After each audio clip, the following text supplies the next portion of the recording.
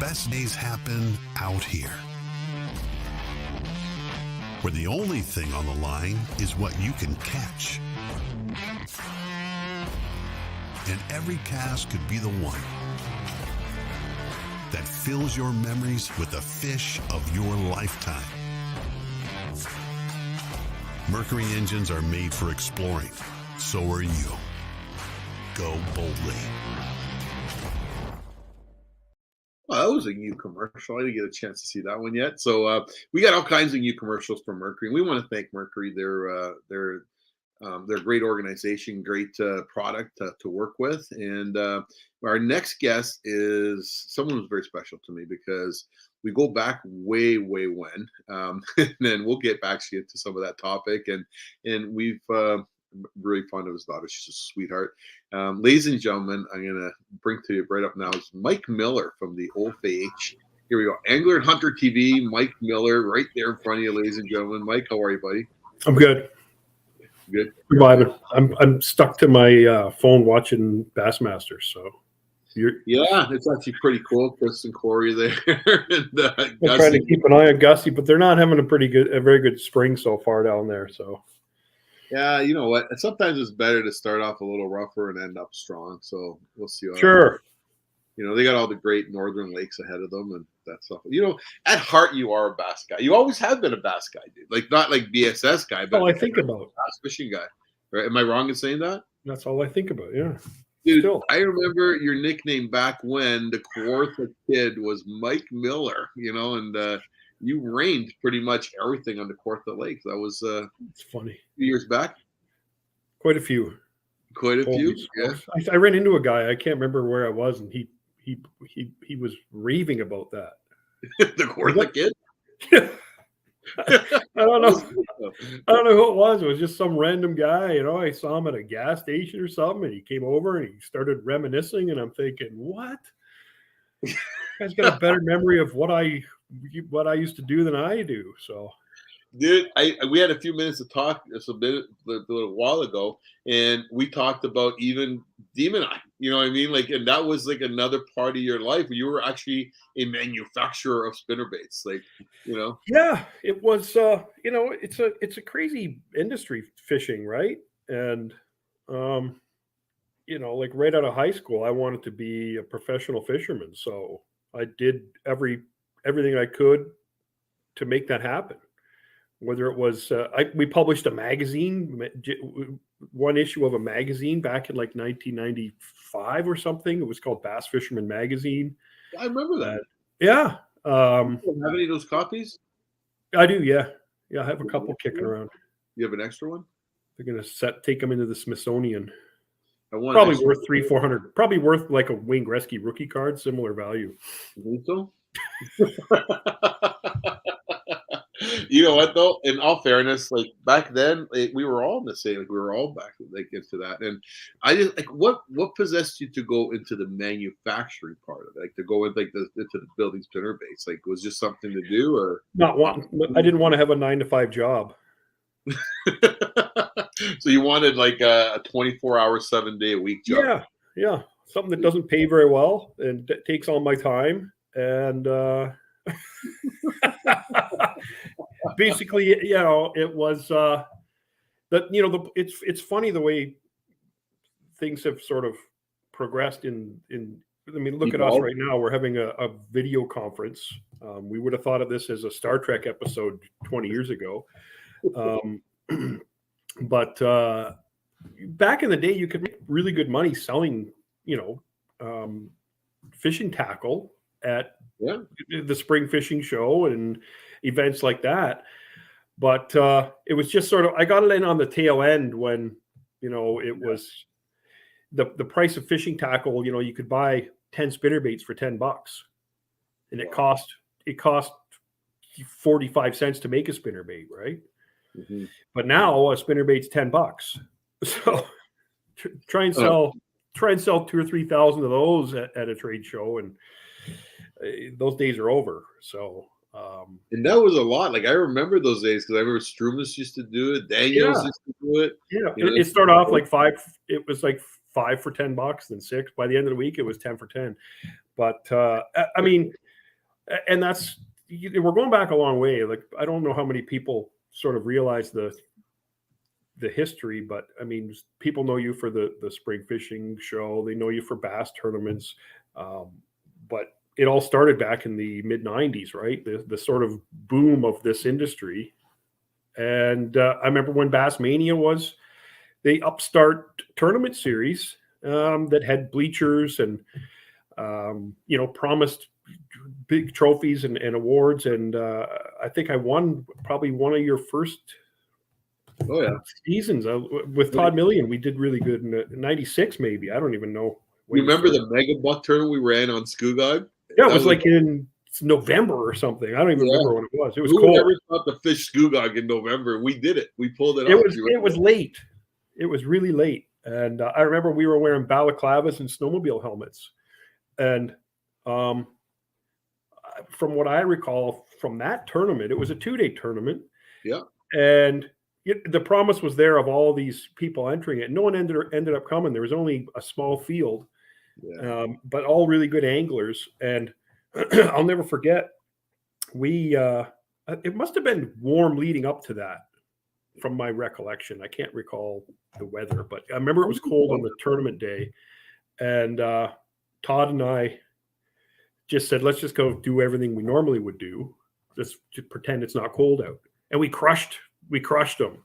And the flip and jig bite was crazy. And we got like 2 5-pounders. And then the second day, we went all goofy and tried to panic and do all this stupid stuff just to get a limit and try and secure a win. And it turned out the fish we weighed in on day 1 won the event. We didn't even need day 2's fish. And we were fighting, like we fought a lot on the boat. We were sort of, 2 Class A personalities. And that second day, I remember like we were nose to nose a couple times and almost at fisticuffs. Because there was a point, I mean, God bless him because, he's not with us anymore, but he'd lose focus a lot, right? Because he'd see other boats and tell me if I'm rambling. But so we had this one spot where we had caught some big ones on the first day, and he was swimming his flipping jig back to the boat. And I just looked down as he was lifting his rod out of the water, and I saw like a 5-pounder chasing his jig, but he was ranting and raving about some guys fishing the docks ahead of us that had sort of cut us off. So the fish swirled, and I go, dude, you didn't see that? Like, what were you thinking? And he's like, what? There's no bass. And I'm like, oh, and we're thinking, oh, we want to win all this money in this tournament. And and I really didn't get bid on the second day. And he had these 2 or 3 opportunities come up that he blew. And I was mad. And of course, we spent half the day arguing, and then we weighed in and didn't even need, I think we had like 10 or 11 pounds the second day, and we just laughed about it afterwards. Right. But crazy. That was a long time ago, man. Like, people don't realize how long it's been, but I'm almost 50 years old. So I'm over 50. Yeah. Well, how do you call a guy that's 50 a kid? Oh, so the Kawartha King? I don't know. What do we call it? The Kawartha Legend? The Kawartha... It's been a long time since I did anything on the Kawarthas. Holy. You've had your reign, whether it was through the Bass Mania stuff, the GM Pro Bass stuff. Like, it's been like years of fishing on Kawartha Lakes, so...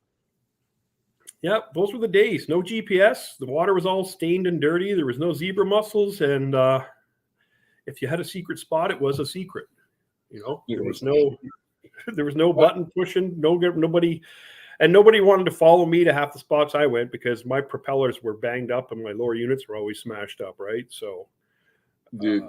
I'll be the first one to tell you a story about that, right? So we won't talk about them right now. So, but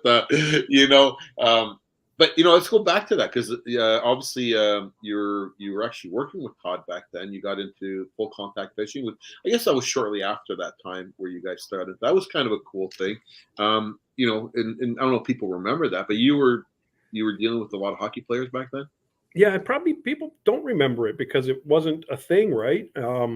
It was that was the late '90s, and it was all started on a celebrity bass fishing tournament where NHL players and fishermen teamed up, and we developed the show from that. And Wendell Clark and Mike Ricci, these guys are all old retired hockey players that nobody, that's the younger generation don't really know. Maybe Wendell Clark because he was one of the greatest Leafs, but all in all, it was let's go fishing with hockey players and talk about their like and love of the sport of fishing, and they're related to hockey. So it was a pretty cool. It was really graphic-y. Like I remember watching, like I think it was the pilot for it. I still have the pilot on a little mini disc. I think I have that disc too. Yeah. I remember getting either got it from you or from Todd, and it was actually really cool. We should actually play that. Would you be okay with us playing that? It's not mine.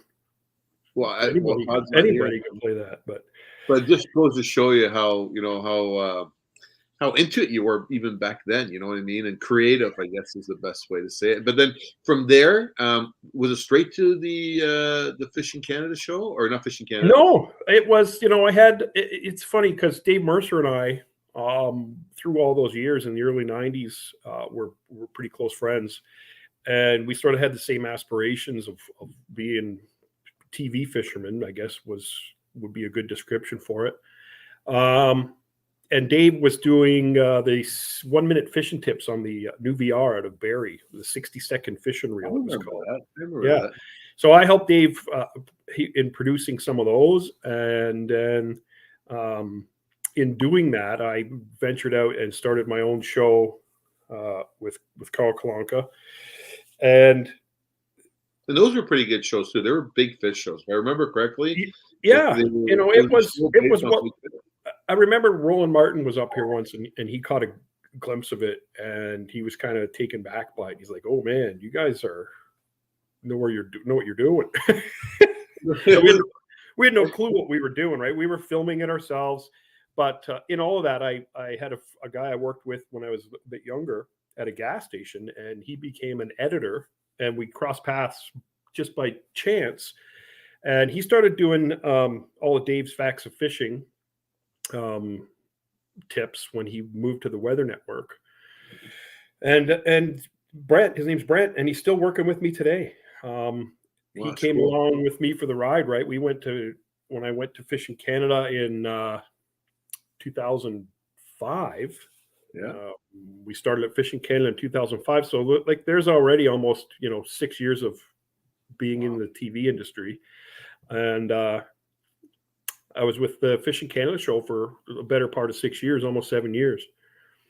Wow, that's pretty cool. Because I remember even like back in the day, like the old Barclays store, like that was a great store. You know what I mean? And I worked at Barclays as a co-op student in high school. It's funny. It's a funny story. I applied there. Like Oshawa was the epicenter for professional fishermen, right? I mean, Italo and Henry were Oshawa Whitby boys. Yeah. Reno and Ange and Pete Bowman are from the Durham region. Ron James, Leo. I mean, who else, right? Cooper Glenn. Well, that's the next generation, obviously. Like if you look at that, and then a lot of the professional guys that aspired to be tournament anglers came out of Durham region. So it was sort of a hotbed, and that Barclays store was like the Bass Pro Shops of Canada. And I convinced my school teacher to get me a job as a co-op student there. So that's where it all started, really. I guess you were the first guy to work in a tackle store as a co-op. That's pretty cool. Yeah. You gotta admit that is pretty. And then I worked there. I got hired on afterwards to work there for a couple of years. And I remember one of the managers there. He used to come out and he'd say, "Mike, what do you?" I'd be putting lures on the rack or whatever. He'd say, "Mike, what's your plan?" And I'd be like, finish this lures and go for lunch. And he'd say, "No, I mean with your life." And I'd be like, "I'm going to be a fisherman. What do you think?" Did he laugh? Oh my God, he would shake his head and be like, go to school, go to college. Who was the manager at the time? I'm curious. His name was Gary Clark. I think I remember Gary Clark. Yeah, I do remember Gary. Yeah, wow. Like, you just got me thinking about all those days back then and going into that store and that big aquarium. And even after the store closed, Angelo maintained that. Well, you guys maintained that aquarium right up to, I guess, recently. I think they moved out of there, but like they've They've been Well, there. Gagnon Sports is in that building now.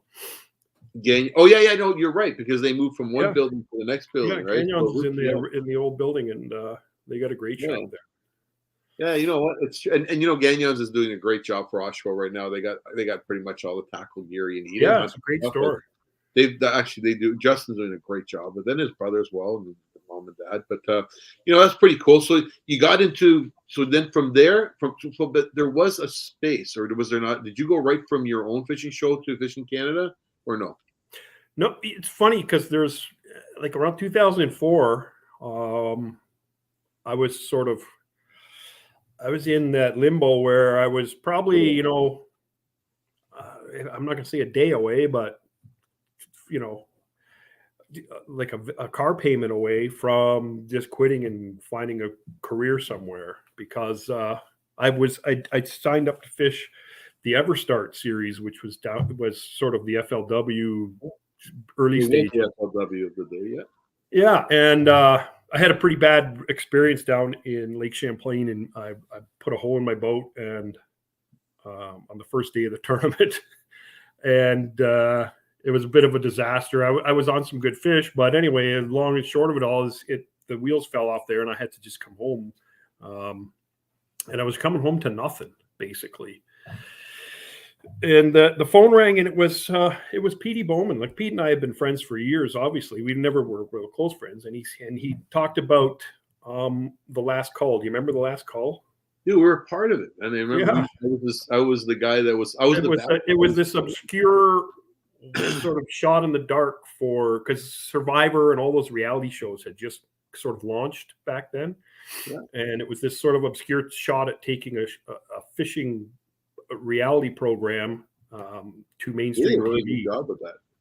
Yeah, you know, and they had like one of the guys from Survivor was there, and they had some celebrities involved, and the Coleman.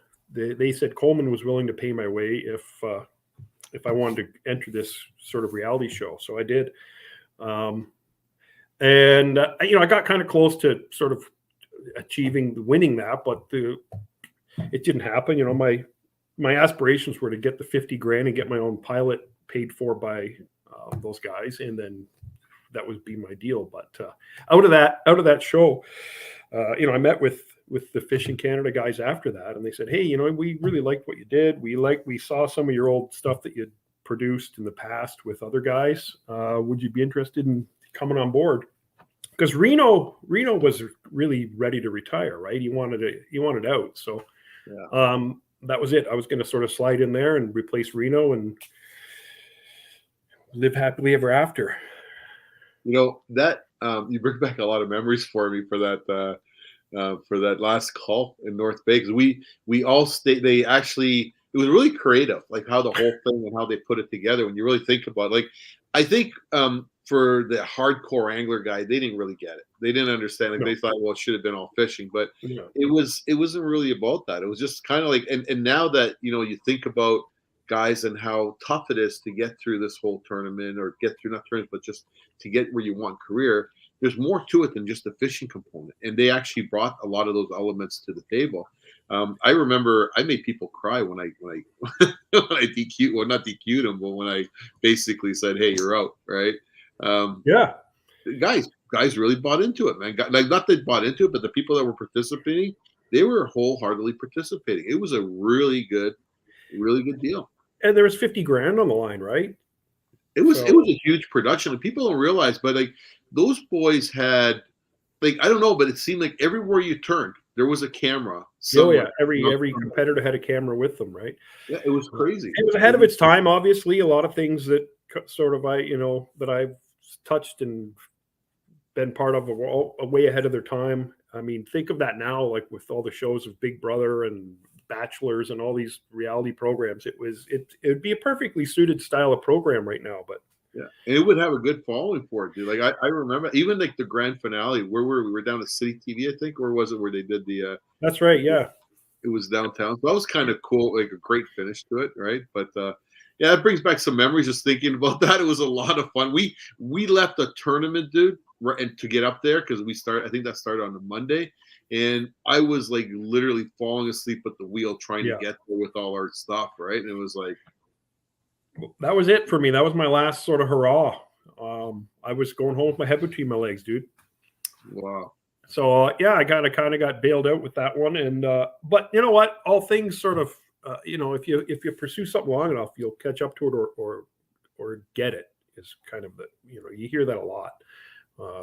Don't ever give up or don't quit.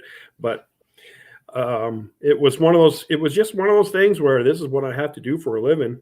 So I'm gonna make it happen. And you were on that road with me along the way several times. We would cross paths, or it was just part of the process. And it's true when you think about it. And the thing is I think more reason why I really, really, really, really respect you as a person and who you are, dude. You've never bailed. Like I don't ever remember you just bailing on something. Like it wasn't never an option, right? Yeah, like it was like right till the end, man. You were always complete, and that's always been my motto. Like no matter how much it's going to hurt us, we have to follow this thing through.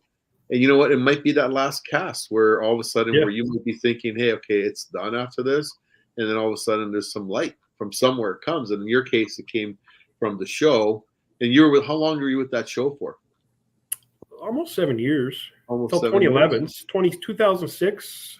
Well, 2005 we started filming, but we went to air in 2006 with the new format, and till 2011. So 6.5 years. Wow. And then this is my 10th year hosting Angler and Hunter Television. So that's what I'm saying.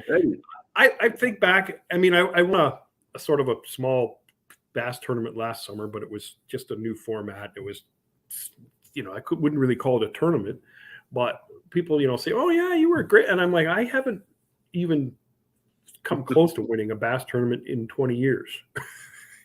Maybe 2004. I don't even know. Like when, I don't know. There's a lot of wins, man. I don't even know, but there was a lot of wins. But it's just sort of, it wasn't a focus of mine anymore. I mean, it was a stepping stone, or I don't know what you would call it, but you can't maintain that. You can't maintain that sort of thing, right? Yeah. Whether you're the greatest hockey team that was ever put together, everybody gets old, and your things change. And I mean, in 2009, I had a little girl, so the focus obviously changed again there, right? Yeah. And then in 2011, when the OFH called and wanted to replace, they needed to replace Cam, who had hosted the show for several years, and I sort of jumped on board of that ship without looking back. Dude, I'll tell you, if you look at your trip and where you are now, and to be able to, and I see it in your shows that I view today with August, and I see that when you look at all those stepping stones and where you are right now with your daughter, and with a great organization on top of that, right? Isn't it wild? Like you could almost say this was meant to be where I am right now, and all those things of the past were part of the past. You know what I mean? Like we've had some, like you go back to the shows, like the back in the old days, the spring fishing show, even the sportsman show when it was down at the exhibition. We used to have a lot of fun. Like after hours, we worked hard all day, and we used to have a lot of fun. Come on, man! Like even the old, even our old Bass Mania tournament, the tournament awards nights. Do you remember those? Were you there? You remember that one we did at that really high class ritzy place that we did? And I remember Todd you were there. You guys, I remember what happened. I won't talk about that, but it was a good night. We got to bring those things back again, because it really is a big part of our history when you think about that. And even some of the retirement parties that we do at the spring fishing show after we did that one. Where did we go that night, Victoria? Lone Star, where we were upstairs and we did the. That's right. Cards. Yeah, that was karaoke with Mercer. He was really good. I remember that. And that's the thing. I remember you guys were bartending at the same time at what was that place called in Oshawa? Yeah, our paths were sort of intertwined the whole way along. And Dave's a real outgoing person, and he's got a great personality. And he was like me, right? We did what we had to do to have a career in this, and he needed a job that let him be able to film during the day and fish during the day and stuff. And I had a friend that owned a bar that I had met that owned a bar in Oshawa, and it was called Mickey Finn's. Yeah, and I said, hey, I got a buddy of mine that would make a great bartender. So Dave started working there, and then I don't know, maybe 6 or 8 months later, I was in the same position where I was like, I need to make some money, but I also need to be able to go fishing during the day. And so I don't need a 9-to-5 job. So yeah, I jumped on board, and me and Dave worked at Mickey Finn's for quite a while, and we had quite a run of terror there. I guess would be a mild way of putting it. I experienced it. I know what you're talking about. But it's funny because it's people just think, hey, you know what? I'm going to start a TV show and away you go. You know what I mean? And even with a lot of the YouTube stuff nowadays, and I see a lot of new YouTube because we're always looking for new talent. We're looking for people. And talking about that whole YouTube dimension. And, I look at Cooper, right? And he's that new YouTube. And he puts in so much work and dedication. Reminds me of yourself. Reminds me of even Dave. Reminds me of all that. However, he sleeps in his truck. The kid. You know what I mean? He travels everywhere and he works really hard. It's not just so. There are really genuine people in this world, and this is what we're trying to do here. Is we're trying to just kind of inform our viewers or not our viewers, but people that come to the Spring Fishing Boat Show why we have these relationships and who our relationships are. And expect that the what comes from their past is all something that brings them to who they are. And I think the knowledge of fishing is just I guess it's based on what you've achieved, what you've done, and then how you turn that around, right? Maybe, I don't know. It's determination, right? It's funny because I often see people and that I don't know. They just meet them on the street somewhere, and they'll say, "Wow, how did you get that job?" And I'm like, "Oh, I just put a resume in, and they picked me." To explain to somebody, how you got a career doing what you're doing in such a sort of a obscure industry, it's almost impossible without sitting down and going through it all. And like I said, it could have just as easily been the opposite. I mean, there's probably hundreds of, if not thousands of other guys and girls out there that want to do that, right? Yeah. And you see it on social media now. Everybody's just blowing their brains out, putting up content. But, at the end of the day, you got to make a living. And so it's like it's the dad in me coming out now, right? Is like, well, what do you do if that doesn't work? And I was always, just do it. It's going to work or else I'm not going to be doing anything. So, I remember those days. I remember the Lund, we've been on Lund team together for a long time. And I remember going to Winnipeg and, for their annual pro staff meetings and stuff like that. Andrew Kolpak there, he was the president at the time. You were there. I mean, you were part of that sort of, well, you're part of a lot of things. I mean, that's why we're such good friends and we've known each other that long. But I mean, you were there when I was kind of at that point where I needed to make a statement, and you introduced me to Lund, and I had to make sort of a brash statement because the Kenora Bass International, it's one of Canada's really biggest tournaments, and it attracts anglers from all over North America. I mean, the Lindners, Izumi, everybody sort of has gone there and competed, and I caught wind that they're catching largemouth way up there in northwestern Ontario on the border of Manitoba. And so I made a statement that at the boat show one year and said, if they're catching largemouth bass, I could probably win that tournament. And I'd never been to Lake of the Woods.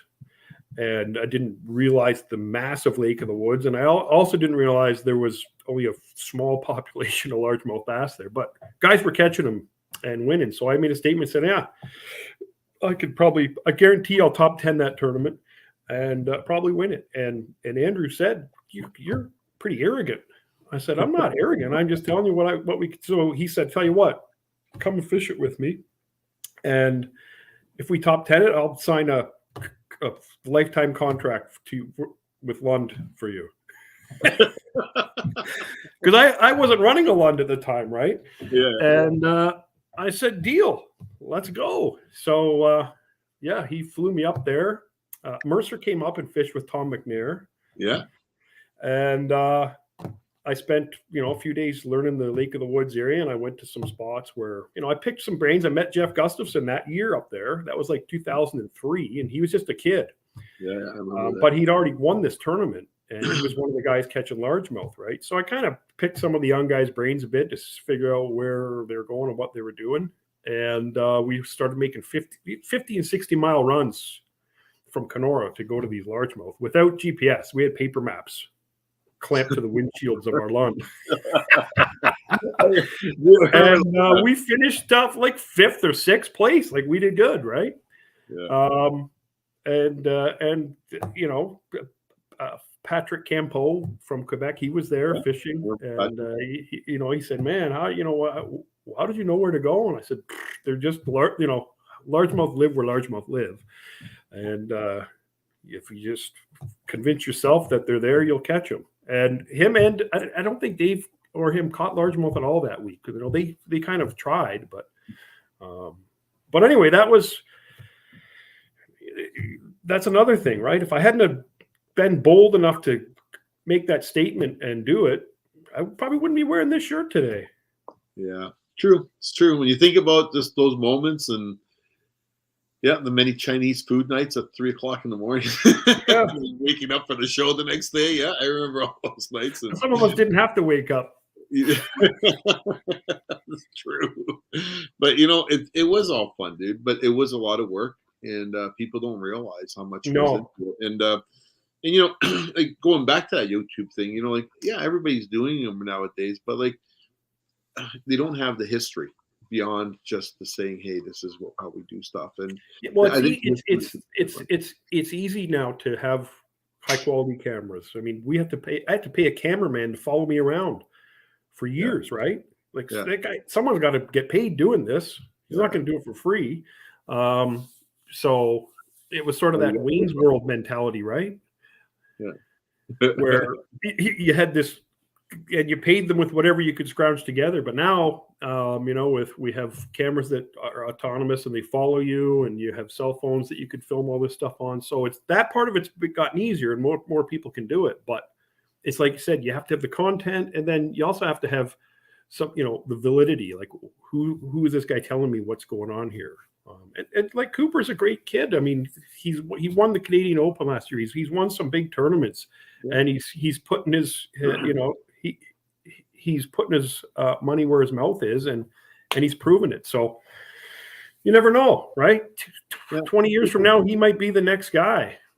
Yeah, no, he deserves it. There's no argument there. He's working hard for what he's doing, and I think again, like it's not just he fought his way in, or he's putting in his time, and I can tell. I know he is. So, and I think that makes a big difference, and the not the longevity, but the genuine of the person that's there. Because I think that as fishermen, we always want that dream to happen, which is great. But at the same time, how do you make that dream happen, and not just for the moment, but to to maintain where you're at right now, which is fantastic, right? So you have to sacrifice a lot of things. Yeah, and you know what? It's true. You started your family late. August is what? She's how old now? 12. So it just goes to show you. And but right now, like, just like me and my girls, like they're part of everything I do. Like, and including my wife. Like, we've been there. We've been doing this together for as long as Victoria's been around. Like, we have like everybody that fishes your tournaments or goes to your shows. I mean, and myself included. I mean, we've watched your kids grow up. Yeah. You know, Victoria, you're part of everybody's family, right? And it's always been that. I mean, even back in the old days at the weigh-ins, it was, you know, people would say, yeah, thanks, my sponsors, but everybody always wanted to thank you guys because of the effort you put in, making sure that you ran a top-notch tournament. And it always has been a top-notch tournament. And it's funny, you know, Canada's Ontario especially is a bit of a fickle place when it comes to bass fishing. And a lot of guys, you know, blew it by not supporting you guys, because who knows what level, you know, the CSFL could be on if it had support throughout the years with like-minded people. But, you know, like anybody else, you guys did what you had to do to make it work to the point now where you've got the spring fishing and boat show is virtual. Well, we'll be live again next year. I promise you that much, because like we miss it, dude. We want to have that back. You know, like having guys like you, Iconelli, Van Dam, Al. You know, like you think of all the guys that have stepped on that stage that have come to Ontario, and you know, it's as much as we do it because we need to bring new pieces up there, and we respect for all their hard work they've done. But I think it's a bit of a treat for everybody to see these people for real. But the whole idea of this whole deal was to kind of, like, again, we said it earlier, we just wanted people to understand who you're listening to, and when they're commenting what they're talking about, the credibility that comes behind these guys, right? So it's one thing, you know, we bring in the super guys like Van Dam and you know, Al Linder and stuff like that, and we will continue to bring always those guys to the table. But I think that when it comes down to the knowledge, it comes down to homegrown people right here from Canada that have put in their time and efforts, and right now are at the top of their game. And do you feel like you're at the top of the game? Because I think you are. Well, it depends what game you're talking about. So, all right. Well, you know what, dude? Even with the tournament scene, like, you know, like you have to be honest with yourself. Like, you know, you've been raising your daughter alone, right? And plus you've been doing a show for OFA, right? So there's a lot there. And there's a lot more you do for OFA. People don't realize how involved OFA is in so many different levels. And and OFA being the Federation of Anglers and Hunters, that is, right? So I guess, you know, as you could say, now that August is a little bit, you know, she's more older, you know, maybe she can become your tournament partner and show you how to catch fish. But at the end of the day, you know, obviously you're going to have more time on your hands to. And I really believe it's time on the water that makes the difference at the end. It's a lot. It is a lot of time in the water. I mean, tournament fishing. A lot of people used to, you know, I would hear it. You know, oh, that's all you had to do was go out and catch 5 bass, and it's like, yeah. But you know, things change, right? Like Rick Clunn could still win a bass tournament, but he's not going to compete at a high level where he's a contender in all the tournaments he fishes in, right?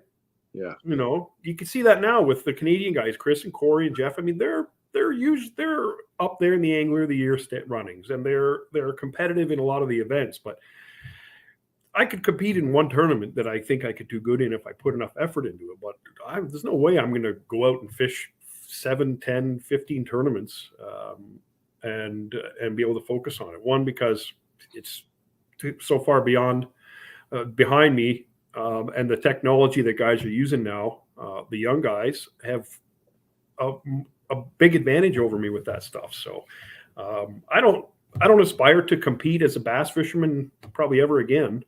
Just like John Elway probably doesn't want to put on the pads and the helmet and go and try and win a Super Bowl, right? But you're going to be there. You'll be here. You'll pick your battles. Yeah, well, you know what? It's one thing I wish I had won one of your classics. I never had, so I might try. You know, if things come together one year and I find I can fit it in a schedule, I might try and put a run together to do it. But hey, you never know; could happen, dude. Yeah. I mean, between that and winning KBI, I always thought I could win the KBI, and I'd come close almost every time I was up there. But I never. It was just one of those goals I never achieved, right? And it's sort of in the rearview mirror now. I mean, I've got so much to do, and like I said, and like you said, I mean, you know, I want to make sure that you know, my daughter has all the opportunities to do whatever she wants to do. So that's really my focus, not necessarily what I want to do, right?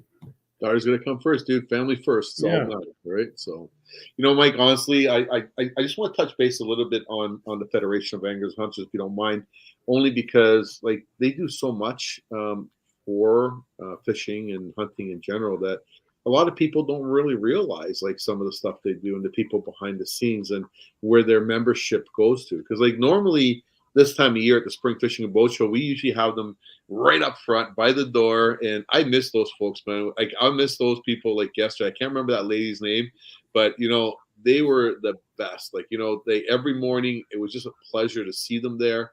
And they stay there all day in their Yeah. chairs, and they try and get people to buy a lottery ticket or join the organization, right? I mean, they're hard workers. I think I'd buy a ticket almost on the hour, every hour for the whole Why not, right? Well, because they'd always hit me up and I'd be like, I think I bought one, but I never actually said, no, I already bought one. I just said, okay, fine.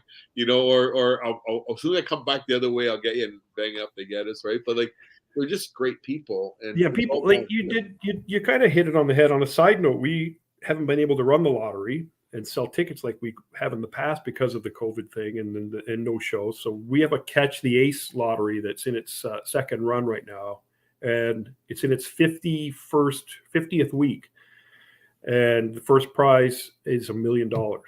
Wow. Yeah. Wow. And how do you enter that? It's online. It's OFH CTA, Catch the Ace. Like just anybody, you can look on. There's probably an Instagram or Facebook page with it, but it's you can buy as many entries as you want, 200, let's say. You put your name in the pot for, I think it's $40 or $50 for 200 tickets. And if your name gets drawn, they draw a name each week, and you win the weekly prize, which is right now it's like $50,000 cash. Yeah, and then if you pick a card out of a deck of cards, and if you pick like card 38 and they turn it over and it's the ace of spades, you win the grand pot. And right now there's 3 cards left out of a whole deck. The ace of spades still in it, and the first prize is $1 million. I'm buying it. So I'm gonna buy it. And it's funny, we talked about me. I'll backtrack with you. We'll keep it on the OFAH topic. Is like in 2011 when I went to the OFAH, I had been a member of the OFAH, just as because it was a thing to do. Yeah. And you don't, from the outside looking in, you look at the building full of people you have at your shows. You look at the millions of people that fish and hunt. How many of them actually know what the OFH does? And not many of them do, right? And I was like that. And going to work in that office in Peterborough, there's anywhere from 75 to 100 people in that building doing different things. And they're divided into staff that work on lottery, the staff that work on memberships. We run the invasive species awareness program. People don't realize that that's all done through the OFAH. So all that media and all that stuff you see out there and research on invasive species is done through the OFAH. We got the Atlantic Salmon Restoration Project. They've got the Stream Steward Project. They've got OFH kids camps that fill up every summer, and kids go up north to a camp for a week long and ride ATVs and shoot bows and guns and swim and do all sorts of outdoor activities. It's endless the things that the OFH does for the outdoors, let alone, reintroducing elk, wild turkeys. If you drive down the road and you see a wild turkey, that's through the efforts of the OFH. So the black bear hunt was suspended and canceled 20 years ago, over 20 years ago now. And the OFH fought for 20 years and had it reinstated. So there's so much going on, whether it's registering your firearms, fishing seasons, and Sunday gun hunting. There's so many things that they do that people don't understand. And to spend $25 a year to get to be a member is a small amount of money to pay to know that you're supporting fish and game conservation and an organization that looks out for anglers and hunters. It's one thing though that you could call it the OFAH, but it's made up of people like us. Like it's made up of like everybody contributes to it, not just financially, but like just it's what our dream is and what we envision. So it's not it's not what the OFH does is protects or fights for what we as anglers and hunters and us outdoorsmen in general want to be able to do, and that's because we all have a voice in it, and they're looking out for us. And I agree. And this is not a. I really think that if you don't have an OFH member right now, then you're not protecting your own future, and that's the only way to look at it. Like, because these people need that support, and and the other thing too, Mike, that you didn't touch base on is that they have a lot of clubs. Like, they have a lot of clubs, and do you know how many clubs there are? Or just 700. Seven. Yeah. So, like, you'd be surprised that there might be a club in your local neighborhood that you can get involved with, and these clubs do, like you said, small, like, fishing tournaments for kids. They Kids do camps. kid camps, and this is all mandates that the clubs do, right? They do cleanups. They'll go down the creek bank and clean up garbage on a weekend or something. But it's funny, I can be that guy because I'm not sort of the corporate identity of the organization. It's very well respected, but I'm going to be that guy, and I'm going to go out there and say that there's hundreds of thousands, if not millions, of anglers and hunters in Ontario that aren't members of the organization. And when the sky's falling or the threat is there of something coming to an end, all those anglers and hunters out there that aren't members are the first ones to complain and say, what are you doing to us? But they don't support the organization. Why? Who doesn't have $25 a year to so shame on anybody that's not a member. Shame on anybody that bear hunts and isn't a member, or turkey hunts that isn't a member, or even fishes for salmon in Lake Ontario. Like, you got to think about all the stuff that's going on. If there's one thing that you can say about the OFH is they've got their hands in everything when it comes to fish and game in Ontario, whether it's regulations, whether it's sustainability and conservation, or threats from invasive species, or government threats. They're always first to the podium.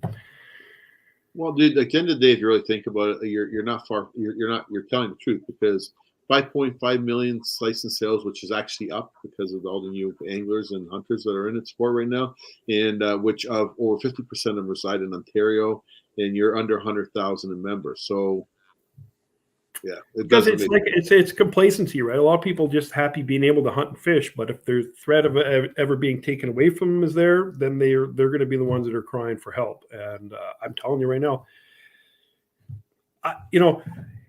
if you let your membership expire and you don't remember to renew it, it's one thing. But for me, I'm a member of the OFH. Not only do I work for them, but I just set up a monthly donation, right? Take $15 a month out of my bank and send me my membership every year, and I don't have to think about it. And you get the Ontario Outdoors magazine, right? You know what? Yeah, I don't know if I ever told you this, but Mike Reeder, back in the days, we purchased the first family membership. We were the first. I have a plaque somewhere. I don't know where. That's right. Oh, it's right here. Is that the plaque? Yeah. Everything. Here, give me that plaque. It's honestly, something I'm proud of. That we think that we're part of it, and that we're the family. We're the first family of. Is that it, Victoria? Oh, my lifetime membership. Well, I'll show you that too. I'm proud of this too. So that's just as good. Is it just as good? So look at this. Yeah. And this is stuff that I don't know if y'all can see that on the screen or not, but it's there, and it's real, because it's important that we do support people that support us and what we believe in. My daughter's gonna take it back. So Mike, it's 20 years ago, I would have never thought you to be this serious. I'm going to be straight up with you. You were very serious. I'm an old man. You were very serious about fishing. I missed those old Sean Connery voices, right? Yeah. It's funny. I used to, in high school, that was my shtick, right? I didn't know if I wanted to be a comedian or something, but I loved mastering other people's voices. And you lose it over the years because you don't do it as much. And sometimes I'll do it with August around, and she looks at me with her third eye like, "You're weird." But dude, that's what makes you who you are, right? So yeah, and I mean, it's like sort of the evolution of everybody. You start somewhere. I mean, I'm sure if you picked, Jim Carrey or somebody like a famous comedian and showed them their old work, they would be like, "Oh God, don't let anybody see that." Right? Cover the lens. But it's what got you where you are, right? It's what gets us where we are, is our personalities and decisions we make. So. All right, dude, we're going to cap this off. Is there any kind of advice you'd give out to somebody who maybe wants to get into your shoes? I'm telling you what, we're going to be doing a promo this year. We're just kind of getting the artwork done for it, and having a 12-year-old daughter that just got her hunting license sort of inspired this idea. And we're going to be doing the Angler and Hunter Apprentice. Oh wow! So I'm going to be mentoring a 12 to 14-year-old. Two of them, one for fishing and one for hunting, every year on the show. And what we're going to do with that is cut the show down so it's a shorter YouTube version, and then give that kid that we pick sort of their own kickstart to having their own fishing and hunting sort of personality on social media. They can revert to that show. They'll have all the access to the footage we shot. And and we're going to set them up with a bunch of gear from the sponsors that support the show, right? And send them on their way. And hopefully they'll be ambassadors for fishing and hunting. And you never know, maybe one day be doing what I'm doing. Dude, you know what? That is phenomenal. I'm very, very happy for you. And watching you grow and mature through this whole deal, I got to tell you, I'm pretty impressed. Sometimes you have to be mature though, right? Yeah, we have to be mature. But you know what? We might want to do a show with you a later date. Like, it doesn't have to be on a fishing show weekend, where we'd like to get August on the show and talk to her about, and maybe interview her, because you know what? She's homegrown, dude. Like, she is going to be the future of, whether it's the OFH, but she's definitely going to be my future in maintaining what I do, right? So, I like to thank you for coming on, Mike. You did a great show. This is what it was all about. We really wanted to, know who Mike Miller is, and I think it was pretty cool. We showed all the stuff you've done. The lighter side. And I'll be honest with you, there's still a lot more that I know of that we didn't even touch base on, but it was the key stuff that you did touch base on, and I think you very much respect it, and I think everybody else does too. So thank you very much, buddy, and we'll be seeing you soon. Awesome. Appreciate it. Thank you. Ladies and gentlemen, that was Mike Miller from Angler and Hunter TV, but a personal friend of mine, and someone who I would think definitely told a story of, what it took to get to where he is, and how much effort and it really, and I'm going to tell you straight, knowing Mike, as long as I know, there was no exaggeration there. If anything, he may have sugarcoated it a little bit, because I know how hard Mike struggled to make it to where he is right now, and the hard work he put in. So I can only imagine what we're going to see from his daughter in future days. But you'll always be the fourth kid to me, dude. And looking forward to seeing you in the next few days. I want to thank everybody for tuning in for this episode, and stay tuned. There's many more to come. A $25 membership in the OFAH includes $5 million outdoor liability insurance, Ontario out-of-doors digital, Lyme disease medical coverage, and special OFAH discounts. Support conservation and take action for your fishing, hunting, and firearms future. Join today.